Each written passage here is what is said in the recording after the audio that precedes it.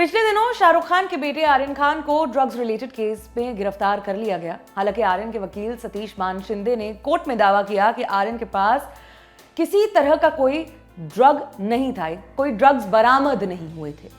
मगर narcotics control bureau का कहना है कि आर्यन के फोन से कुछ शॉकिंग मटेरियल मिला है जो उन्हें इंटरनेशनल ड्रग बिजनेस से जोड़ सकता है।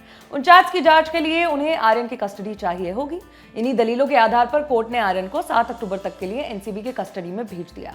हालांकि ये पहली बार नहीं जब कोई स्टार किड अरेस्ट हुआ हो, और आज हम ऐसे ही स्टार किड्स के बारे में बात करने वाले हैं। नमस्ते, आप देख रहे हैं दी ललन टॉप। स्वागत है आपका सिनेमा के स्पेशल मैटनी शो में। आज के सेगमेंट का नाम स्पॉटलाइट। बात करेंगे उन स्टार किड्स की और उन मामलों के बारे में भी जिनके लिए पुलिस ने इन स्टार किड्स को गिरफ्तार किया था। सबसे पहला नाम सूरज पंचोली। अरेस्ट होने वाले स्टार किड्स के जिक्र पर दिमाग में आने वाला पहला नाम ही सूरज पंचोली का है। 2013 में निशब्द फेम एक्ट्रेस जिया खान की डेड बॉडी मिली। उन्होंने फांसी लगाकर आत्महत्या कर ली थी।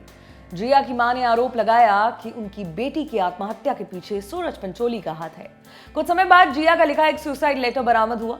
आरोप लगा कि सूरज ने जिया को चीट किया, उन्हें फिजिकली अब्यूज भी किया और जबरदस्ती अबॉर्शन करवाने के लिए मजबूर किया।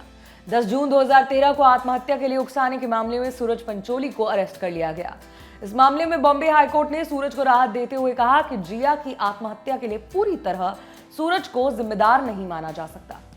तमाम घुमावदार मोड़ों से गुजरने के बाद यह मामला अब भी कोर्ट में है। दूसरा नाम सैफ अली खान। फरवरी 2012 में सैफ अली खान अपने कुछ करीबी लोगों के साथ कोलाबा के ताज होटल के वसाबी रेस्टोरेंट में डिनर कर रहे थे। इस दौरान सैफ के साथ साथ करीना कपूर, करिश्मा कपूर, अमृता अरोड़ा, अमृता के पति शकील समेत एक आध और लोग मौजूद थे। इकबाल शर्मा नाम के शख्स ने पुलिस को बताया कि सैफ के टेबल से बहुत शोर आ रहा था, इसलिए उन्होंने उनके टेबल पर एक नोट भिजवाया कि अगर वो थोड़ा कम आवाज में बात करेंगे तो बाकी लोग भी एंजॉय कर पाएंगे। इसके बाद शर्मा अपनी फैमिली के साथ वहां से जा रहे थे तो उन्हें रास्ते में सैफ मिले।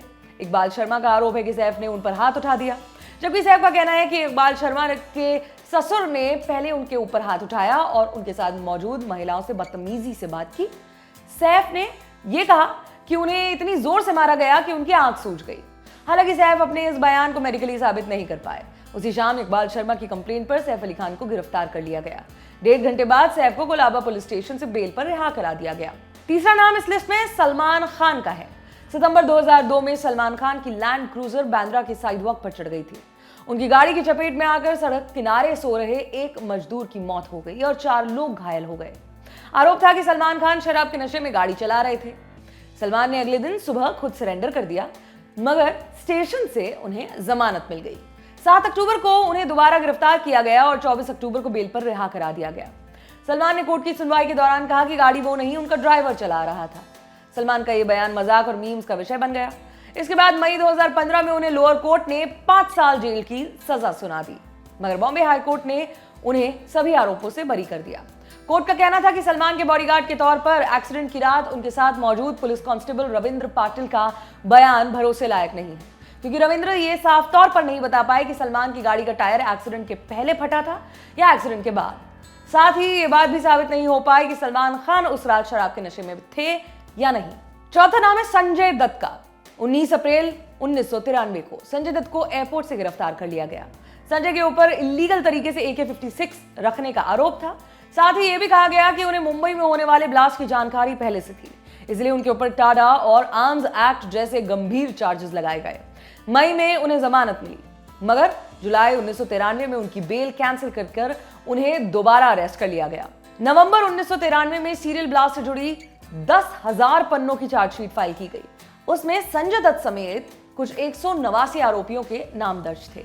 1 साल से ज्यादा समय जेल में गुजारने के बाद अक्टूबर 1995 में संजय को सुप्रीम कोर्ट से बेल मिल गई। 2006 में उन्हें आर्म्स एक्ट में दोषी माना गया, मगर उन्हें टाडा मामले में अपराध मुक्त घोषित कर दिया गया। 21 मार्च 2013 को सुप्रीम कोर्ट ने संजय दत्त को 5 साल जेल की सजा सुनाई और 4 हफ्ते के भीतर सरेंडर करने को कहा। मई 2013 में संजय दत्त पुणे के यरवराज जेल में भेजे गए। 25 फरवरी 2016 को संजय अपनी सजा पूरी करके जेल से रिहा हो गए। अगला नाम है पुरु राजकुमार का। जानी वाले राजकुमार के बेटे पुरु राजकुमार की कहानी भी काफी हद तक सलमान खान से मिलती जुलती है, मगर जहां सलमान को 13 साल तक हिट एंड रन केस में कोर्ट और जेल के चक्कर लगाने पड़े, वहीं पुरु एक भी दिन जेल में गुजारे बिना फ्री हो गए। आरोप था कि दिसंबर 1993 में पुरु राजकुमार ने बांद्रा में पेवमेंट पर सो रहे लोगों पर गाड़ी चढ़ा दी। आरोप था कि पुरु शराब के नशे में गाड़ी चला रहे थे। साथ ही वो एक्सीडेंट के बाद अपनी गाड़ी घटनास्थल पर छोड़कर फरार हो गए। इस एक्सीडेंट में 3 लोगों की मौत हुई और 2 शख्स बुरी तरह घायल हो गए थे। पुरु राजकुमार ने इस मामले को आउट ऑफ कोर्ट निपटा लिया।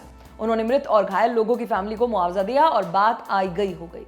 लिस्ट में छठा नाम है नंदमुरी बालकृष्ण का।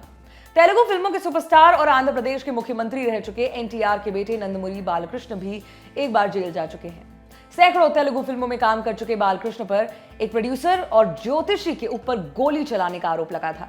बताया जाता है कि बालकृष्ण ने प्रोड्यूसर बी सुरेश और एस्ट्रोलॉजर सत्यनारायण चौधरी के ऊपर अपने हैदराबाद वाले घर में गोली चला दी थी। बालकृष्ण को आईपीसी की धारा 307 यानी कि अटेम्प्ट टू मर्डर और इंडियन आर्म्स एक्ट के सेक्शन 25 और 27 के तहत चार्ज किया गया था।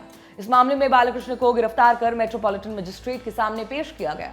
हालांकि कोर्ट में सुरेश और सत्यनारायण ने कहा कि बालकृष्ण ने उन लोगों पर नहीं बल्कि एक अपरिचित व्यक्ति के ऊपर गोली चलाई थी। इस मामले के तमाम गवाह कोर्ट में अपने बयान से पलट गए थे।